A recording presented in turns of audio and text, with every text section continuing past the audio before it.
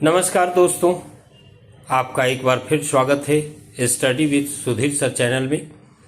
और सबसे पहले तो आप सब ने यदि सब्सक्राइब नहीं किया तो इसे अवश्य सब्सक्राइब करें और अधिक से अधिक लोगों तक शेयर करें ताकि सब लोग ये जान सकें कि इस चैनल पे क्या करवाया जा रहा है। ओके, तो जैसा कि आप स्क्रीन पे देख पा रहे हैं, आज का क्लास बेहद इंफॉर्मेटिव है और बेहद उपयोगी भी है आप सबों के लिए जो विभिन्न परीक्षाओं में तैयारी करते हैं। जैसा कि स्क्रीन पे आप देख पा रहे हैं, आज का जो टॉपिक है एक बड़े लंबे क्लास के तहत संपूर्ण गवर्नर जनरल और वायसराय तथा उनके प्रमुख कार्यों को हम इस वीडियो के माध्यम से आप तक पहुंचाने का प्रयास कर रहे हैं, जो विभिन्न परीक्षाओं में बहुत ही कॉम्प्लिकेटेड क्वेश्चंस होते हैं जो इनसे पूछे जाते हैं। तो निश्चित रूप से ये आप सबों की तैयारी के लिए बेहद मददगार साबित होगा। इसे अवश्य देखें और बार बार देखें ताकि चीज़ें आपकी क्लियर हो जाएं। यहाँ पर आप देख रहे हैं कि आधुनिक भारत का इतिहास, जिसमें हम सभी गवर्नर जनरल और उनके प्रमुख कार्यों को यहाँ पर हम बताने वाले हैं।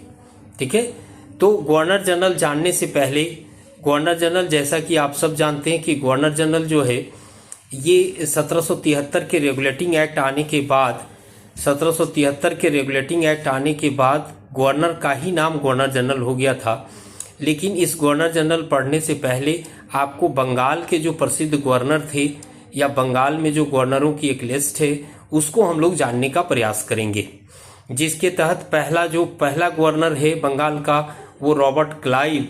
आपको यहाँ दिख रहा है रॉबर्ट क्लाइव का ये फिगर है। रॉबर्ट क्लाइव कैसा दिखता था इसे आप देखिए।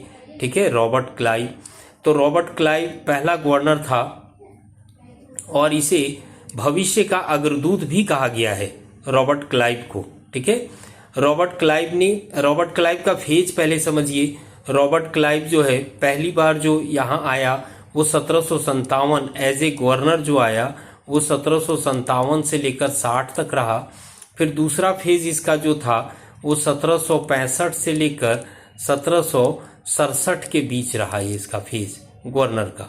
ठीक है, गवर्नर के रूप में क्लाइव की उपलब्धियां क्या हैं? पहला तो प्लासी की लड़ाई आप जानते हैं, 1757 में जो प्लासी की लड़ाई हुई वो गवर्नर के रूप में रॉबर्ट क्लाइव था। सिराजुद्दौला और क्लाइव के बीच हुआ था। और जैसा कि हम सब जानते हैं कि प्लासी की लड़ाई जो लड़ाई नहीं थी, एक प्रकार का षड्यंत्र था जिसमें चंद अमीरों ने बंगाल को बेच दिया था क्लाइव के हाथों। ठीक है, तो प्लासी युद्ध विजय का श्रेय रॉबर्ट क्लाइव को जाता है।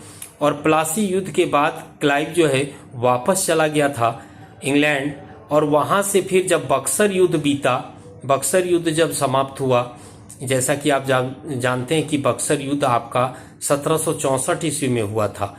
बक्सर युद्ध 1764 ईस्वी में हुआ था। अब डेट के साथ पूछता तो 22 अक्टूबर आपको ध्यान रखना है। 22 अक्टूबर 1764 को बक्सर का युद्ध हुआ था। और हेक्टर मुनरो ने बक्सर के युद्ध में भारत के 3 बड़ी शक्तियों को पराजित कर दिया था। मतलब भारत रियल में गुलाम यदि हुआ है तो बक्सर युद्ध के बाद। ये भी प्रश्न रहता है, भारत वास्तव रूप में गुलाम किस युद्ध के बाद हुआ? तो बक्सर युद्ध के बाद। लेकिन इस गुलामी की शुरुआत जो है वो 1757 से प्लासी लड़ाई से ही शुरू हो गई। अब प्लासी लड़ाई का भी डेट पूछेगा आपको, है ना?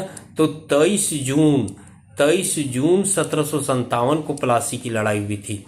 किनके बीच हुई थी? क्लाइव और सिराजुद्दौला के बीच हुई थी। ओके, अब बक्सर युद्ध के बाद क्लाइव को दूसरी बार भारत भेजा गया। भारत इसलिए भेजा गया कि बंगाल का ये एक्सपर्ट था, बंगाल के बारे में सारी चीज जानता था। तो बंगाल का एक फाइनल सॉल्यूशन निकालने के लिए क्लाइव यहाँ पर आया था। ठीक है, और जब ये बंगाल आया तो बंगाल में इन्होंने क्या 1765 में इन्होंने द्वैत शासन अपनाया, डायरची अपनाया।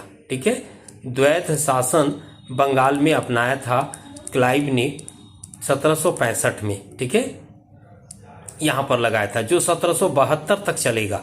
और ये द्वैत शासन का आगे के क्लासों में मैं डायरची पर बात करूंगा, द्वैत शासन का। और द्वैत शासन इतना घातक सिद्ध हुआ कि बंगाल में अकाल पड़ने लगे। बंगाल में अकाल ऐसा नहीं कि द्वैत शासन की कोई या अकाल, ऐसा नहीं कह सकते कि वर्षा नहीं हुई या वर्षा अधिक हुई तो अकाल पड़ा, नहीं, इस द्वैत शासन के कारण किसानों ने खेती करना छोड़ दिया। अंग्रेजी काल का मैक्सिमम अकाल जो है वो अंग्रेज की नीतियों के कारण हुआ आया था, किसानों ने खेती करना छोड़ दिया था, है ना। और 1770 में आप सब पढ़े होंगे कि 1770 में बंगाल का भयंकर अकाल पड़ा था। 1770 में बंगाल में भयंकर अकाल पड़ा था, 70 यहाँ पर ध्यान रखेंगे। और इसी अकाल के वजह से आप देखेंगे कि आगे चल के रेगुलेटिंग एक्ट लाया गया 1773 में, और फिर ये गवर्नर जो थे वो गवर्नर जनरल के नाम से जाने गए, है ना। इसके अलावा आप जानेंगे कि रॉबर्ट क्लाइव इतना तेज तर्रार आदमी, जब इंग्लैंड वापस गया तो इन्होंने सुसाइड किया था, आत्महत्या किया था क्लाइव ने। ओके, तो आई होप क्लाइव से रिलेटेड बातें आप समझ गए होंगे। यहाँ जो गवर्नर बताने का उद्देश्य हमारा ये है कि पहला तो गवर्नर के काल में जो घटनाएं घटी उससे रिलेटेड बातें जाननी है, साथ ही आपको ये क्रम सजाने के काम आएगा कि बंगाल के गवर्नरों का सही क्रम क्या है। तो सबसे पहले रॉबर्ट क्लाइव का नाम आता है, रॉबर्ट क्लाइव। और रॉबर्ट क्लाइव के बाद जो अगला गवर्नर यहाँ पर आएगा, बंगाल का अगला गवर्नर जो आने वाला है वो है हॉलवेल, है ना। हॉलवेल का भी मैंने यहाँ पे चित्र लगाया है तो आप देख सकते हैं, ठीक है। हॉलवेल का भी चित्र यहाँ पर देख सकते हैं आप। देखो यहाँ पर ये हॉलवेल है, ये हॉलवेल है आपका, ठीक है। हॉलवेल का नाम हम लोग क्या जानते हैं, हॉलवेल एक स्थानापन्न गवर्नर था, है ना, मतलब एक टेम्पोररी गवर्नर के तौर पर हॉलवेल बंगाल में अपॉइंट हुआ था। और हॉलवेल ने ही कालकोठरी की घटना का उल्लेख किया है, ब्लैक होल जो ट्रेजेडी हुई थी, कालकोठरी की घटना, जिसमें 20 जून 1756 को, है ना, 146 अंग्रेजों को एक छोटी सी कोठरी में बंद किया गया था, जिसके सुबह मात्र 23 बचे थे, वही ब्लैक होल ट्रेजेडी कहलाता है। तो ये कालकोठरी की घटना का वर्णन किसने किया था, इसके बारे में किसने बताया था, तो हॉलवेल ने बताया था। तो रॉबर्ट क्लाइव के बाद दूसरा जो गवर्नर बंगाल का आया वो हॉलवेल आया, ठीक है, हॉलवेल आया। हॉलवेल के बाद अगला जो गवर्नर है यहाँ पर आप देखिए, ये वेंसीटॉट है। अगला जो गवर्नर है वो वेंसीटॉट है, मतलब बक्सर युद्ध के समय यदि हम कहें, ये वेंसीटॉट का जो कार्यकाल है ये 60 से 65 इसका कार्यकाल है वेंसीटॉट का, ठीक है। 1760 से लेकर 65 तक, चूंकि 65 में तो क्लाइव आ गया था, है ना, 65 से 67 वही रहा, तो 60 से 65 तक। अब आपसे सवाल पूछेगा कि बक्सर का युद्ध हो रहा था, उस समय बंगाल का गवर्नर कौन था, तो वेंसीटॉट आप मारेंगे, है ना, बंगाल का गवर्नर वेंसीटॉट था, ये आप ध्यान रखेंगे, ठीक है।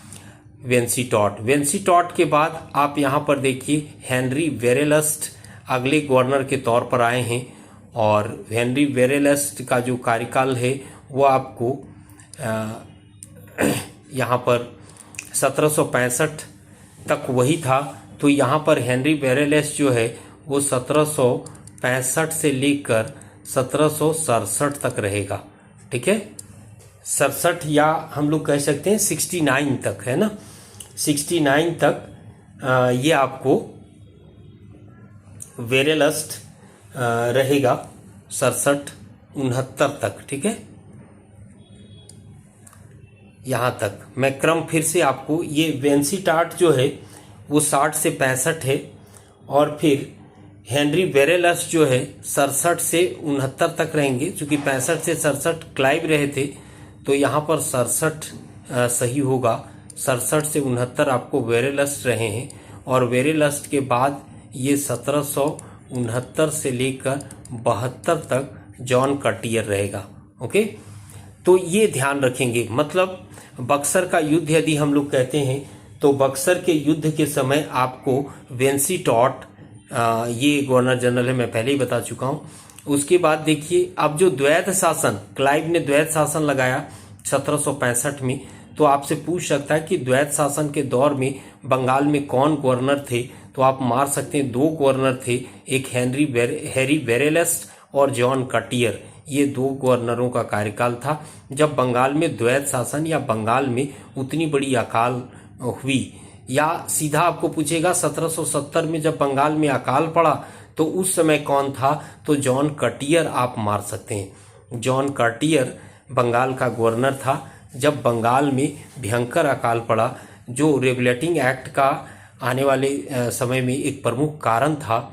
इसी अकाल के कारण ब्रिटिश पार्लियामेंट में आवाज़ें उठीं और फिर ब्रिटिश ईस्ट इंडिया कंपनी के कार्यों में पहली बार ब्रिटिश पार्लियामेंट ने हस्तक्षेप किया और एक नया एक्ट लेके आया जिसको हम लोग रेगुलेटिंग एक्ट कहते हैं। ओके, तो यहाँ पर जो घटनाएं हैं वो सारे गवर्नर का आप फोटो देख सकते हैं, है ना, कि किस तरह के लोग देखते थे। चेहरे तो बहुत अच्छे दिखते हैं लेकिन ये अंदर से उतने ही काले थे और लोगों को, भारतीयों को काफ़ी समस्याओं का सामना करना पड़ा इन गवर्नरों के कार्यकाल में।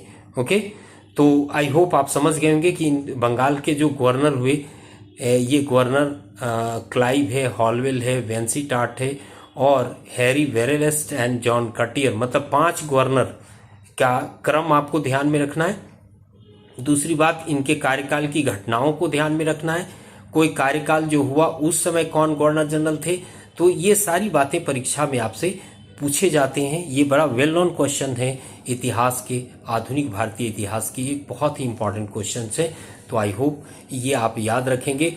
और जॉन कटियर के बाद जो यहाँ गवर्नर जनरल है वो वारेन हेस्टिंग्स आने वाला है और जिसके काल में रेगुलेटिंग एक्ट आएगा और वारेन हेस्टिंग्स फिर गवर्नर जनरल बनेगा।